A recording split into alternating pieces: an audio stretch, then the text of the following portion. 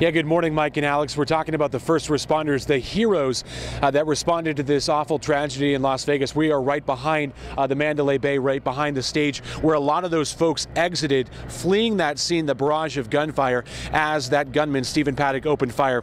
What was going the opposite direction? First responders and police. Earlier, you saw that police body cam video, harrowing video of them going inside, trying to figure out where the shooter was, trying to rescue people and get them out. Well, we've met one paramedic here from Las Vegas, Glenn Simpson, who, when the shooting happened, was inside the venue. He heard the shots go off. He saw people falling around him, and he sprung into action. He told me the hardest thing, though, about this shooting was what he couldn't do. Take a listen.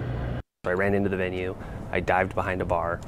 Immediately, I switched our radio channel from our event operations channel to my dispatch channel and advised them that shots were being fired. I have multiple patients.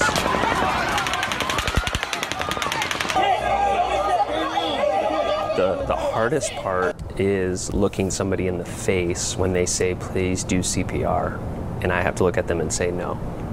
That's the hardest part. Yeah, Simpson talking about the hard part there about not being able to give CPR to people because there were just so many critically injured. He essentially had to triage there inside of the venue, deciding who would be able to be saved and who was too far gone with their injuries. As we mentioned, he was on duty when those first shots went out. He said it sounded like electrical wires snapping, but moments later, after that first succession of gunfire, he realized, and so did others there at scene, realized what was happening, and they later heard so many wounded and critically injured and victims dead around them. The work of saving lives, the most difficult task, Simpson says.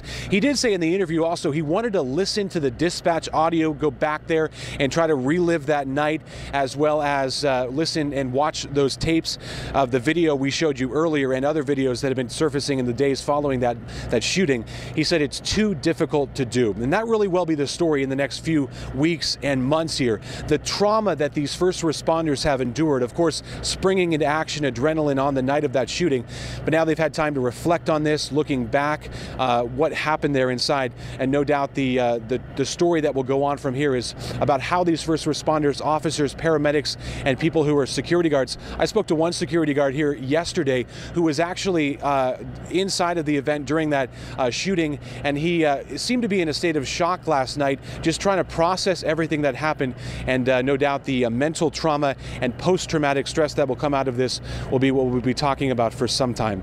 That's the very latest from Las Vegas here. We'll have another update for you at 6 a.m. For now, reporting live just off the Las Vegas Strip, I'm Tim Callahan, 23 ABC. Mike and Alex, back to you.